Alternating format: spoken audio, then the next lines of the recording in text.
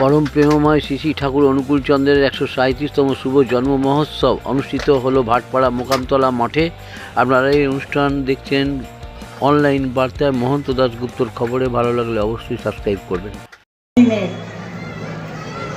কিন্তু মানুষের সাথে ঠাকুরকে নিয়ে যে উৎসব তা প্রতিদিনের, আর সেটাই প্রকৃত উৎসব।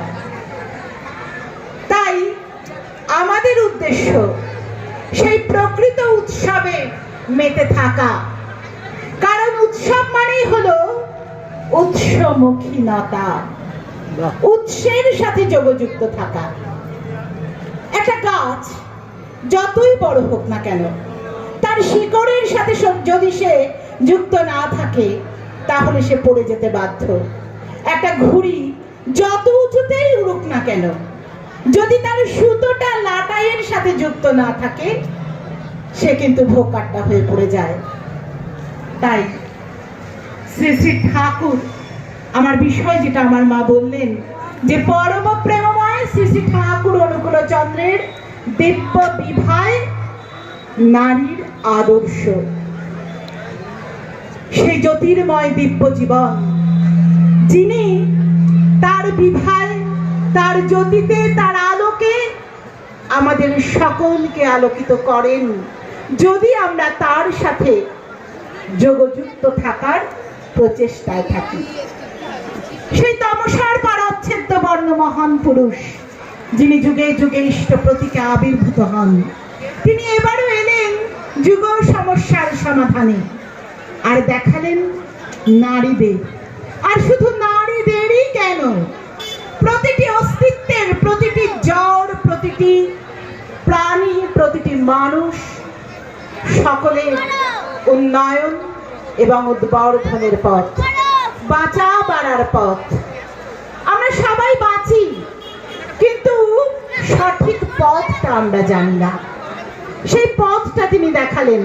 আর তিনি জানেন যে এই যে নারী জাতি, কন্যা জায়া এবং জননী রূপে যাদেরকে যেন ধরে থাকতে হয় স্বর্গ, মর্ত এবং পাতালের সেই উন্নয়ন আর উদ্বর্ধনের ভূমিটি।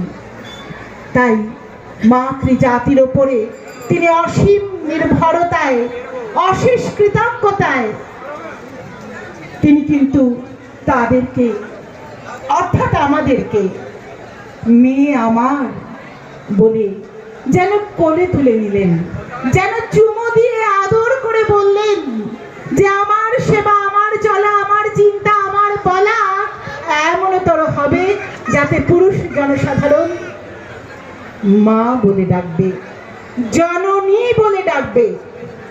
কেননা মা এবং জননী বলে যদি আমাদের ডাকার মতন যোগ্যতা আমরা অর্জন করতে পারি, সে আদর্শে যদি আমরা নিজেদেরকে তৈরি করে নিতে পারি, তাহলে পৃথিবীর অর্ধেক সমস্যাই চলে গেল।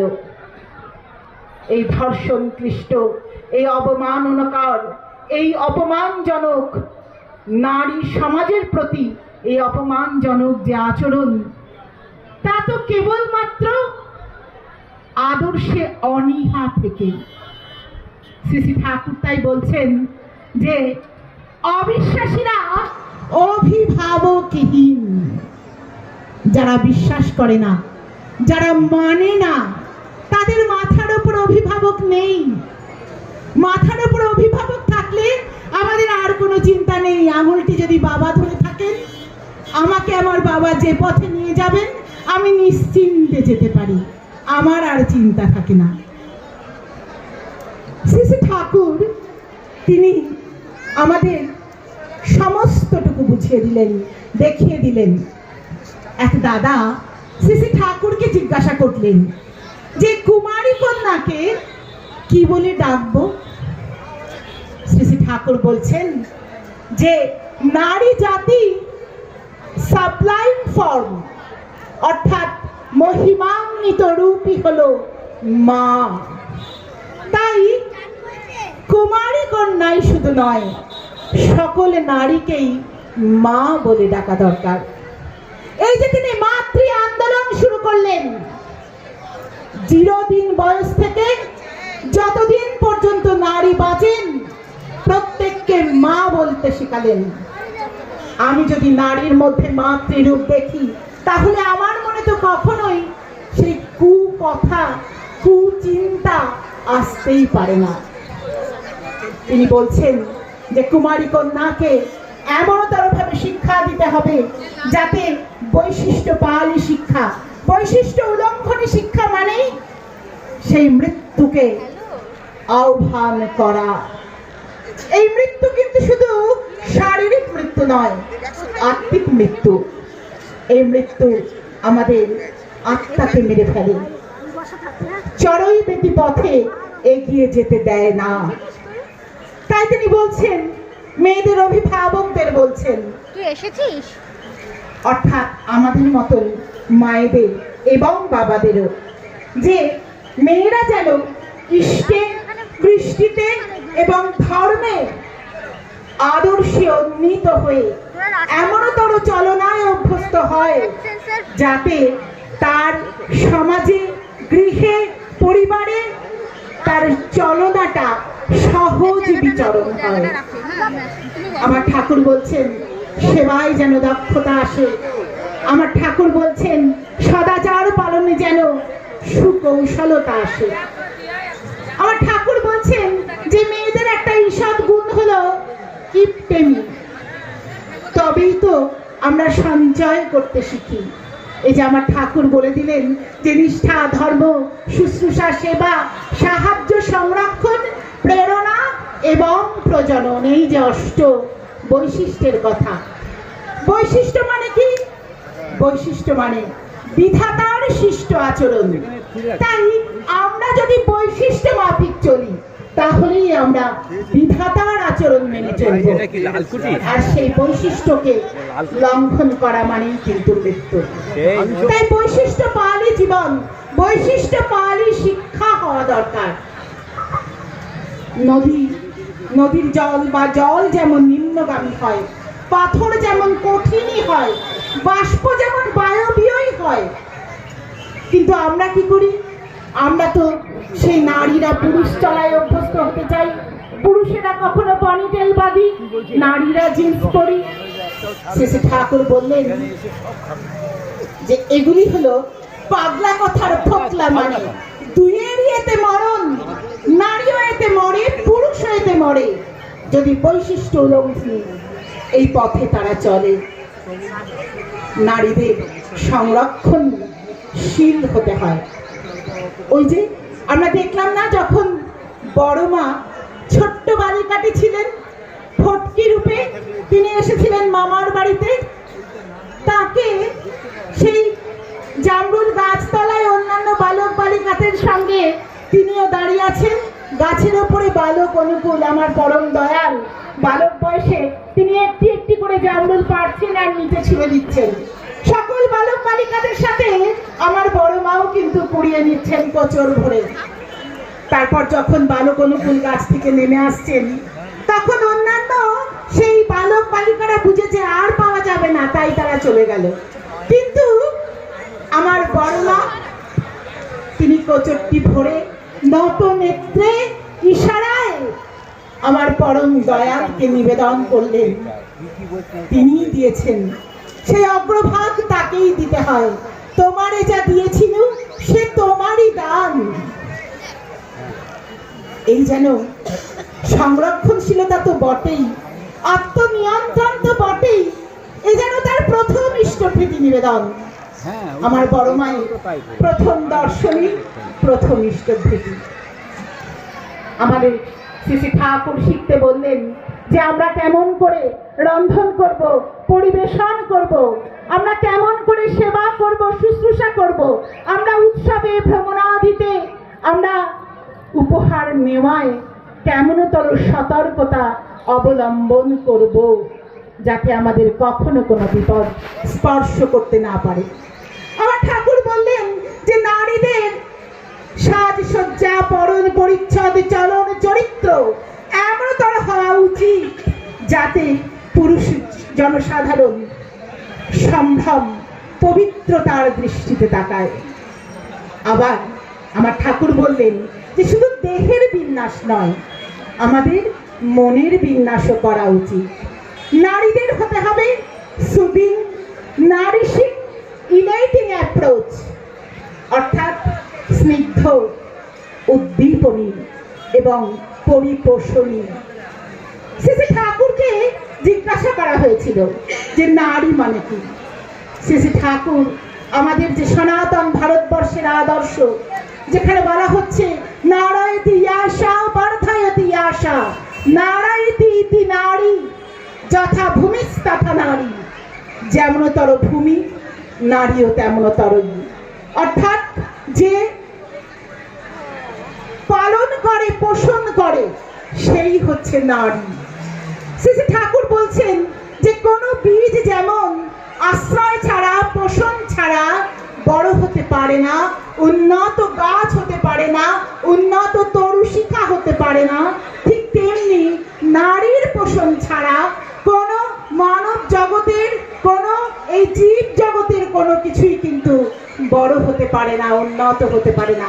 আমার মা বলছিলেন না, মা হয়ে পরিমাপিত করে দেন একজন নারী তার সন্তানের জীবনও এবং পারিপার্শ্বিকের জীবনও। তাই তো তিনি মা, মেপে দেন বলেই কিন্তু তিনি মা। আবার আমার ঠাকুর বললেন যে আমরা যেন কন্যাকে এমন ভাবে বড় করে তুলি যাতে সে কখনো কল্পনা প্রহেলিকায় স্বামীকে বরণ করে না নেয়। কেননা কুমারী অবস্থায় কাউকে স্বামী রূপে গণ্য করলে সে কিন্তু তার পরবর্তী ক্ষেত্রে অন্যত্র বিয়ে হলে সে দ্বিচারিণী হয়ে গেল। আর আমার ঠাকুর বলছেন যে দ্বিচারিণী নারী সুসন্তান প্রসব করবে এমনটি আমি বিশ্বাস করি না। নারী চরিত্র যেন বহুধা বিভক্ত না হয়, কেননা বহুধা বিভক্ত নারী চরিত্র হলেই তার সন্তানও তেমনতরই বহুধা বিভক্ত হয়। এইভাবে কন্যাকে পরিপালন, পরিপোষণ করতে হয়। মা পরিমাপিত করে দেন আর বাবার প্রতি অনুরক্ত থেকে বাবার শাসনে, সোহাগে সে বড় হয়ে ওঠে। তার যারা জীবনে প্রবেশ করে সেই সুসংগত বিবাহের দ্বারা। শ্রী ঠাকুর বললেন সত্য তপা পরিণয়, এই সত্য তপা পরিণয়ের দ্বারা স্বামীর প্রতি শ্রদ্ধা, ভক্তি, ভালোবাসা, প্রেম থেকেই তারপরে সেই রাষ্ট্রপূজার অর্ঘস্বরূপ সন্তান প্রসব করে সে হয় জননী। শ্রী ঠাকুর এই যে আমরা যারা জীবনে প্রবেশ করি বিবাহের মাধ্যমে, আমাদের এই স্ত্রী জীবনকে কিন্তু কয়েকটি নামে আমরা ডেকে থাকি, তাই না? আমরা কি বলি? স্ত্রী বলি, বধূ বলি, জায়া বলি, অর্ধাঙ্গিনী বলি, সহধর্মিণী বলি, ভার্যা বলি। এগুলোর কিন্তু প্রত্যেকটি নিজস্ব বৈশিষ্ট্য আছে, সেই বৈশিষ্ট্য মাফিক চলনায় চলতে লাগে, তাই এগুলো বলা হয়। বধূ মানে আমার ঠাকুর তিনি তো কারণ পুরুষ, supreme cause, supreme power, supreme intelligence. তাই তিনি আমাদেরকে শিখিয়ে দিলেন যে বধূ মানে সেই বহ ধাতু রয়েছে যার অর্থ বহন করা। আমি বধূ হলাম মানে আমি আমার পরিবারকে, আমার সংসারকে, আমার শ্বশুর, শাশুড়ি, স্বামী, আমার অন্যান্য আত্মীয় স্বজনকে আমি বহন করব। পত্নী মানে পা ধাতু রয়েছে। আমার ঠাকুর বললেন পা ধাতুর মানেই হলো পালন করা, আমি তাদেরকে পালন করব। অর্ধাঙ্গিনী মানে আমার স্বামী ধর্মকে আমি নিজেও পালন করব, যদি তিনি সদ্গুরুর চলনায় চালিত হন। স্বামীর ঝোঁকে ছুটলে নারী শ্রেষ্ঠ ছেলের মা, ইষ্ট ঝোঁকে ছুটলে পুরুষ প্রজ্ঞা অনুপমা। আবার স্বামী যদি তার চলনায় ভুল করেন তাহলে কিন্তু আমার ঠাকুর বলছেন যে সতী নারীর বৈশিষ্ট্য হলো যে সে প্রয়োজনে তার স্বামীর সাথে ঝগড়া করে, প্রয়োজনে মিথ্যে কথা বলেও তাকে সৎ পথে নিয়ে আসবেন, তবেই তিনি সতী। সতী কথাটার অর্থই তো তাই, অস ধাতু থেকে এসেছে, যার অর্থ অস্তিত্ব এবং বিদ্যমানতা, অর্থাৎ বাঁচা মারার পথে থাকা, বাঁচা মারার পথে এগিয়ে নিয়ে যাওয়া, তবেই তিনি সতী।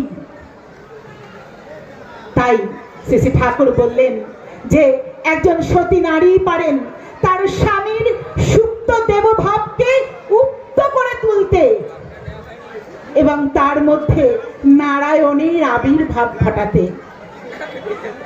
একজন সতী নারীর জীবনের সবচেয়ে বড় সার্থকতা যদি তার স্বামী সেই সৎ পথে, সেই সৎ গুরু, সেই ব্রহ্মময় আলোক পুরুষ, ব্রহ্মবিদ, সেই সৎ গুরু তার শ্রীচরণাশ্রিত করে তোলা তাকে, তবেই তিনি সতী।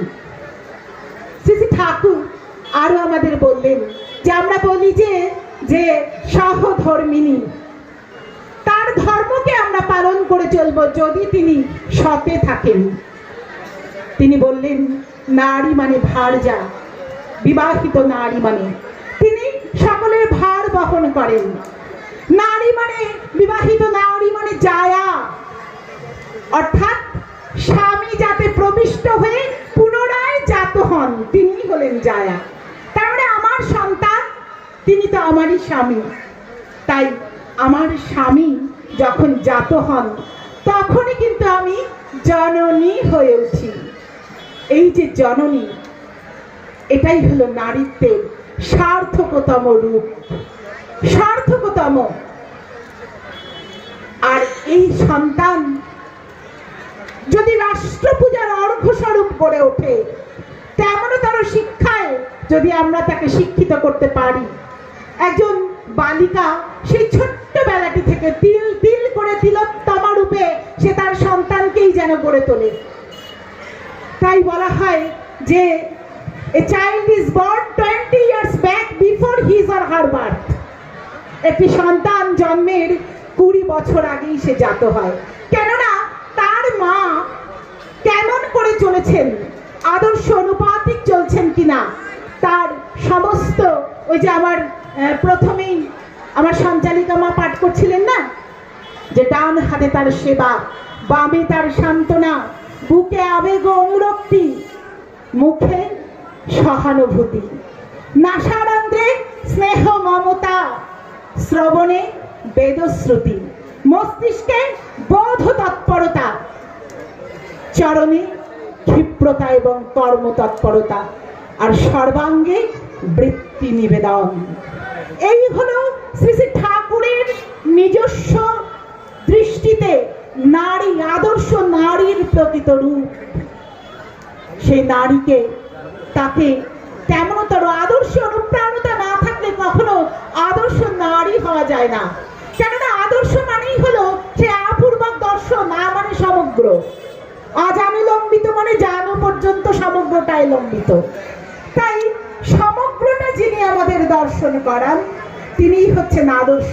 আমি যেমন আয়নার সামনে দাঁড়ালে দেখতে পাই আমাকে কেমন লাগছে, ঠিক তেমনি আমি আদর্শের সামনে গিয়ে যদি দাঁড়াই তখনই কিন্তু আমি বুঝতে পারি আমার চলায় বলায় কথায় চিন্তায় আচরণে কতটা ভুল, কতটা গলদ জমে আছে। আমার আচার্যদেব বলছেন না যে আমরা দুরকম ভাবে চলি। আমাদের দুটি দেবতা আছে, একটি অন্তর দেবতা আর একটি বহির দেবতা। অন্তর দেবতাকে আমরা প্রবৃত্তি দিয়ে ঢেকে রাখি, আমাদের কামনা বাসনা, কাম ক্রোধ লোভ মোহ মদ মাৎসর্য দিয়ে তার দ্বারা আমরা চালিত হই। আর বহির দেবতার মধ্যে কে থাকে না, আমাদের দেখনদারি গুরু ভক্তি, দেখনদারি ইষ্টভীতি না। আমাদের পরম দয়াল বলছেন যে আমাদের ঠাকুর থাকবেন চিত্রে নয়, চরিত্রে। আমার চরিত্রে থাকবেন আমার ঠাকুর।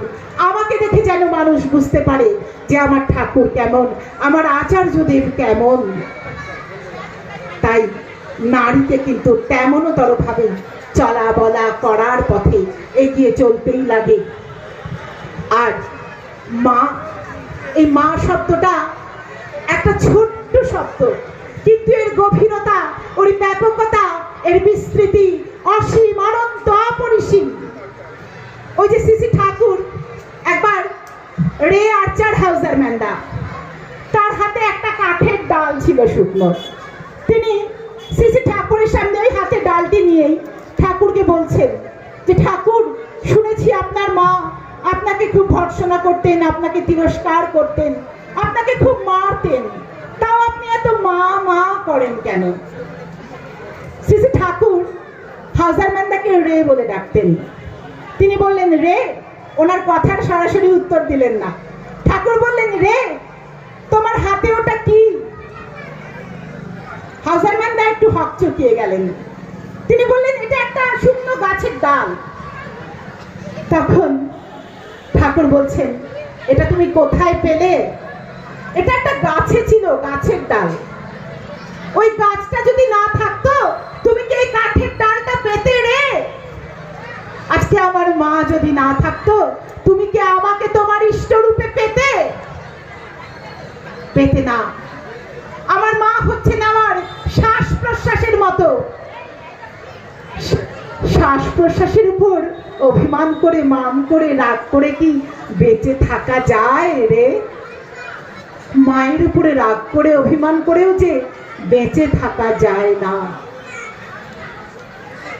আমার ঠাকুর এইভাবে প্রতি পদক্ষেপে আমাদের বুঝিয়ে দিয়েছেন যে মা কেমন হওয়া লাগে।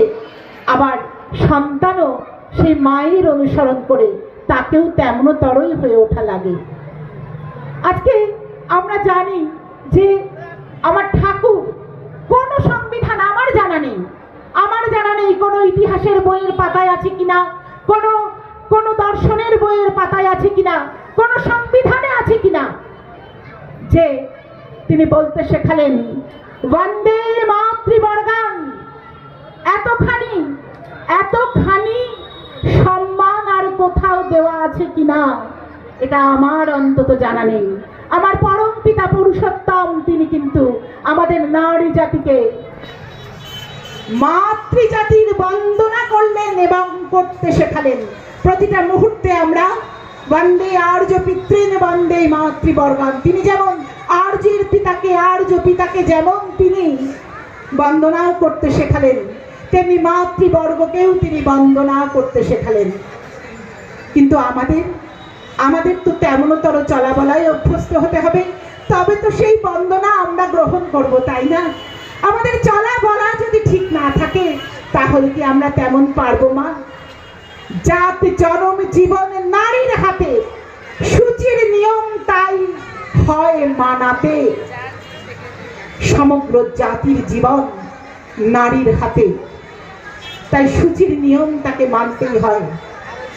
শ্রী শ্রী ঠাকুর বুঝতে পেরেছিলেন যে এমন এক বিপরীত হাওয়া আসবে যেখানে নারী স্বাধীনতার এক উগ্রতা দেখা দেবে। তাই তো তিনি আগেই সতর্ক করলেন আমাদের। আজকে আমরা কি দেখতে পাচ্ছি যে পুরুষের পরাধীনতা থেকে মুক্ত হতে চাওয়ার নাম করে আরো বেশি পুরুষের কামনার আগুনে জ্বলে পড়ে মরছি আমরা সেই বহু বল্লভ হয়ে পড়েছি। তার ফলে কি হচ্ছে? আমাদের জীবন নষ্ট হচ্ছে, আমাদের সন্তান নষ্ট হচ্ছে, আমাদের জাত নষ্ট হচ্ছে, আমাদের সমাজ নষ্ট হচ্ছে। আমাদের কিন্তু তাই সূচির নিয়ম মানতেই হয়। প্রিয় পরমই জগতের আলো, যে তাতে অনুগতি সম্পন্ন সে কখনো অন্ধকারে থাকে না, বরং পরম আলোর অধিকারী হয়। পরম পিতাকে যে ভালোবাসে তার সমগ্র জীবন অজ্ঞাত সারে সকলের কল্যাণ করে। কেননা পরম পিতা নিজে সকলের শাশ্বত কল্যাণ চান। তাই নারীকে আমার ঠাকুর, আমার দয়াল, তিনি তেমনতর ভাবেই গড়ে উঠতে বললেন যেখানে জননীত্বে উন্নীত হয়ে তার জীবন সার্থকতায়, সুন্দরতমের পূজায় সার্থক হবে।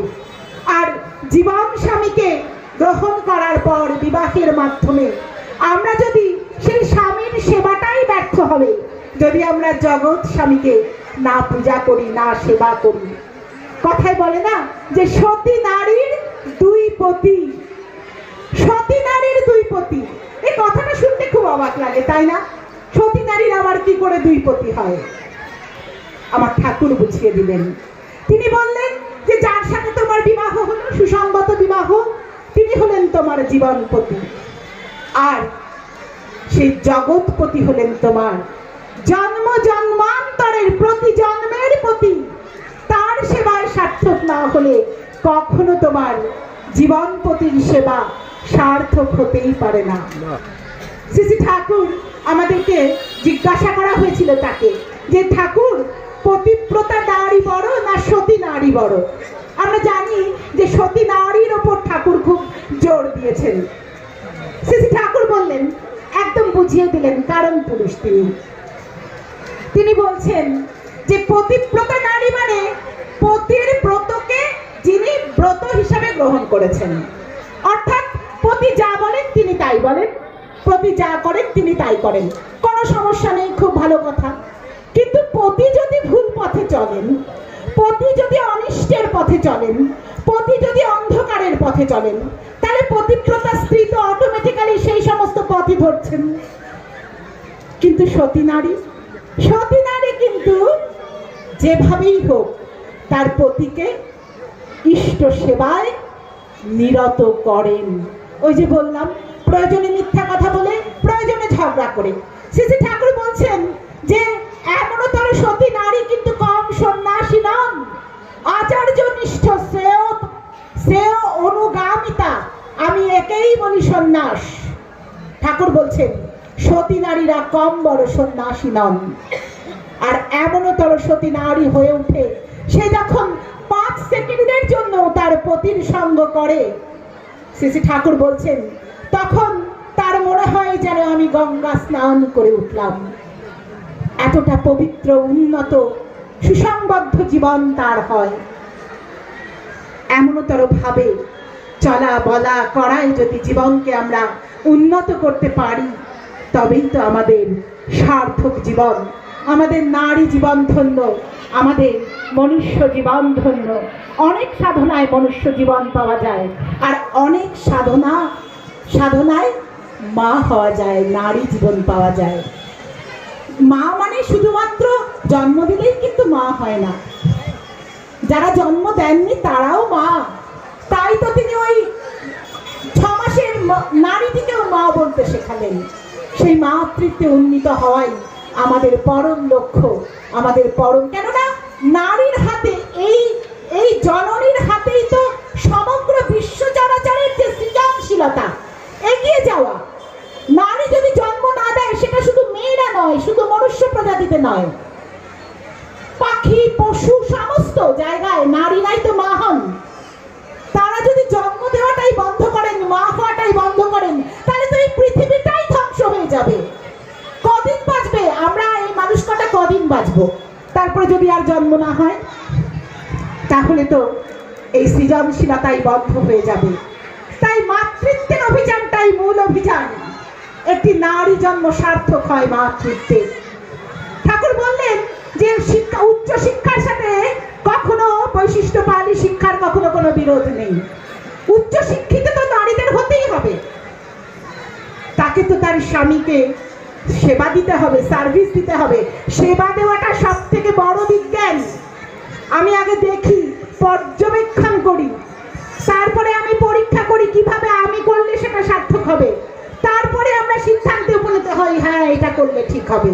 তাহলে এই যে পর্যবেক্ষণ, পরীক্ষণ, সিদ্ধান্ত, এগুলো কিসের ধাপ? এগুলো তো বিজ্ঞানেরই ধাপ, তাই না মাগো? তাই আমাদেরকে সেই ধাপে ধাপে এগিয়ে সেবা মুখর হয়ে উঠতে হয়। তবেই তো আমরা সবাই লক্ষ্মী মেয়ে ভালোবাসি, তাই না? আমার ঠাকুর বললেন সব যা কিছু মনে আঁকা, চিহ্ন দেখে চেনে, জ্ঞান বোধনার ব্যবস্থিতি একে রাখে মনে। শ্রেয়নিষ্ঠ এমন মেয়ে লক্ষ্মী মেয়ে হয়, এমন মেয়ে থাকলে ঘরে নাই তো কোনো ভয়।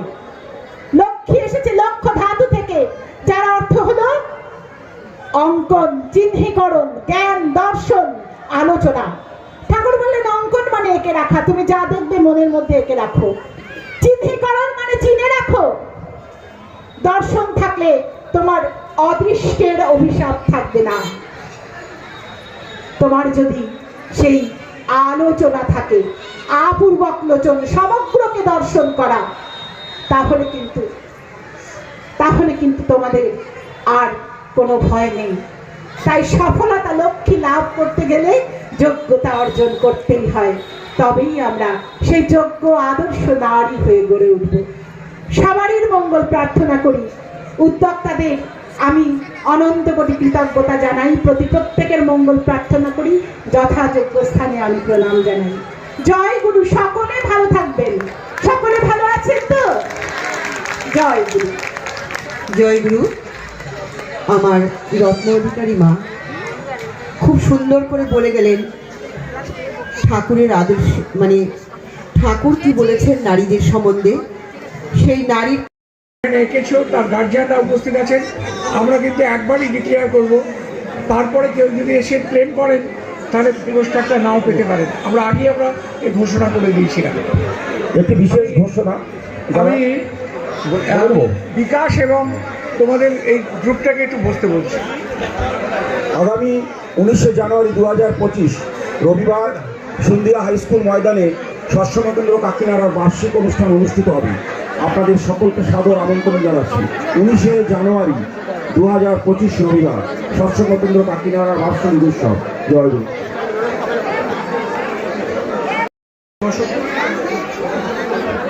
হ্যালো, আমাদের এখন পুরস্কার বিতরণী অনুষ্ঠান, তারপরে এটি কীর্তন হবে।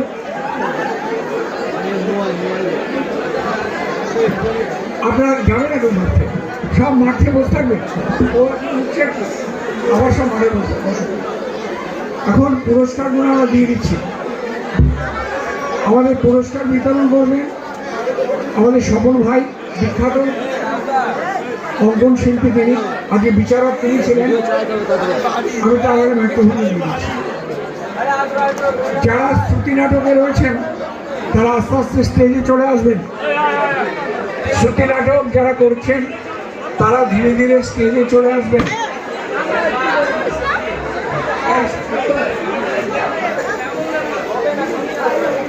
তোমার সাংস্কৃতিক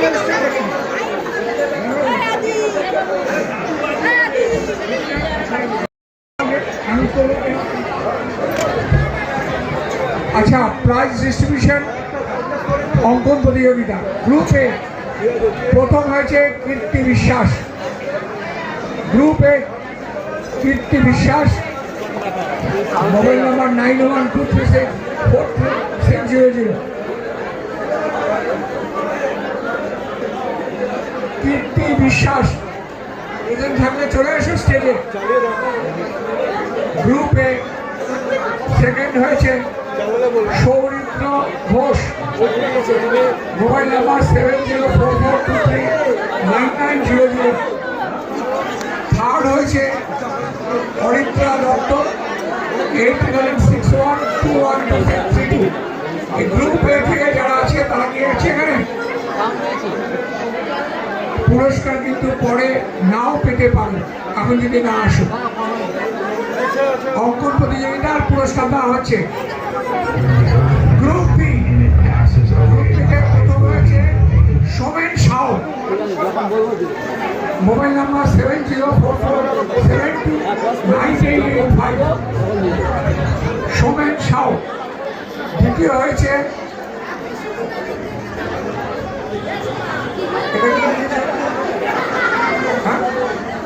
অনন্যা সাউ। তৃতীয় হয়েছে Rupsa Adhikari. Group B. Group C Suparna Bhattacharya, Dhritiman Debnath আর শুভশ্রীনাথ। আমি এদের মঞ্চে রাখছি। আমি স্বপনের কাছে মাইক্রোফোনটা দেব। যারা পুরস্কার নিতে চাইছো কিংবা পুরস্কার পেয়েছো তারা স্টেজে চলে এসে স্বপনের কাছে পুরস্কার নিয়ে রাখবে। তোদের জীর্ণ তরি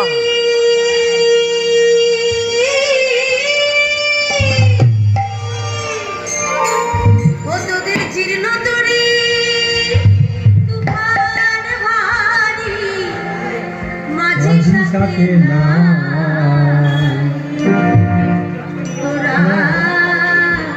চললি কোথায় ও তোদের জীর্ণ তরি কুপন ভারী জীর্ণ তরি কুপন ভারী মাঝি সাথে না জীর্ণ তরি কুপন ভারী মাঝি সাথে না চললি কোথায় তোরা চললি কোথায়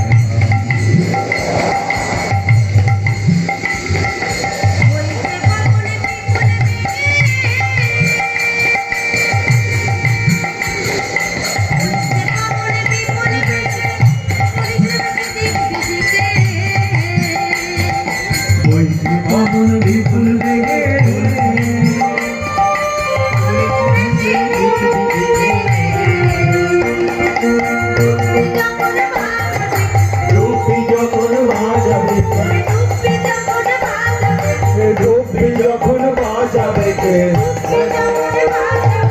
গোপী যখন বাজাবে কে গোপী যখন বাজাবে কে কোথায় পাবি গোপী যখন বাজাবে কোথায় পাবি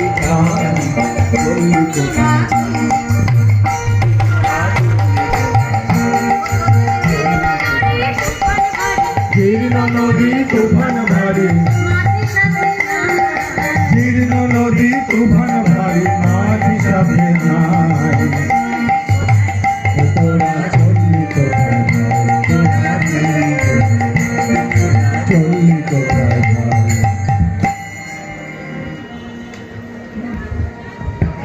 সুশীলা মা জনম দুঃখিনী। সেই কোন ছোটবেলায় তার বিয়ে হয়, কিন্তু বেশি দিন তিনি স্বামী সুখ ভোগ করতে পারেননি।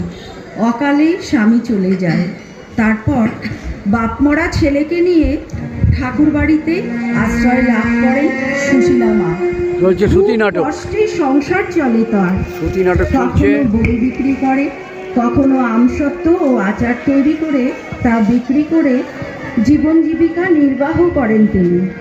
কিন্তু কদিন ধরে খুব দুশ্চিন্তায় কাটছে সুশীলা মা। পদ্মা থেকে স্নান করে আসবার পথে তাকে অন্যমনস্ক দেখে সুধামা জিজ্ঞাসা করলেন, সুশীলা দিদি, তোমার মুখটা আমার শুকনো লাগছে কেন?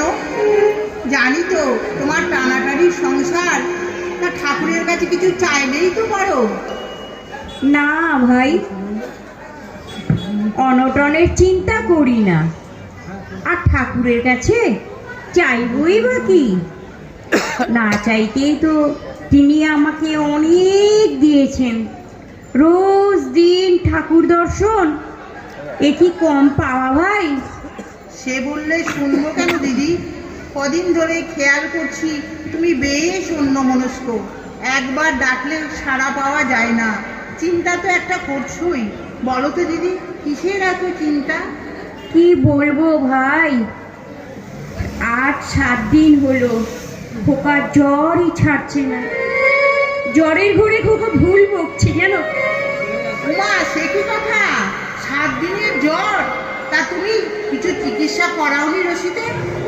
চিকিৎসা বলতে ঘরে নিজে যতটুকু পেরেছি ঠাকুরের বলে দেওয়া টোটকা, যেমন মাথায় জলপটি দেওয়া, শিউলি পাতা রস করে খাওয়ানো, লবঙ্গ দারুচিনি আদা তেজপাতা ফুটিয়ে কাড়া বানিয়ে খাওয়ানো, এই সবই তো করে চলেছি ভাই, কিন্তু কিছুতেই ছেলের জ্বর কমছে না। কি বলছো দিদি? সর্দি জ্বর হলে এসবেতেই কমতো, কিন্তু এই যে ভয়ানক ব্যাধি বাঁধিয়েছে তোমার রশিদ, এক্ষুনি তাকে ডাক্তারের কাছে নিয়ে যাওয়া দরকার তোমার। ডাক্তারের খোঁজ নিতেই তো গেছিলাম সকালে সামলালদার কাছে। তিনি বললেন খোকাকে ডাক্তার দেখাতে গেলে 25টা টাকা লাগবে। তোমার কাছে তো লুকোবার কিছু নেই ভাই। 25 টাকা কি কম? আমি কোথায় পাবো এই 25 টাকা বলো তো? তাও তো ঠিক। এক কাজ করো দিদি, বিকেলে থেকে না হয় প্যারিমন্দার সাথে দেখা করে ব্যাপারটা খুলে বলো। আমি এখন চলি গো, চুলাতে ভাত বসিয়ে এসেছি। তুমি অত চিন্তা করো না, কিন্তু একটা ব্যবস্থা নিশ্চয়ই হবে পরম পিতার দয়ায়। সুশীলা মাঝে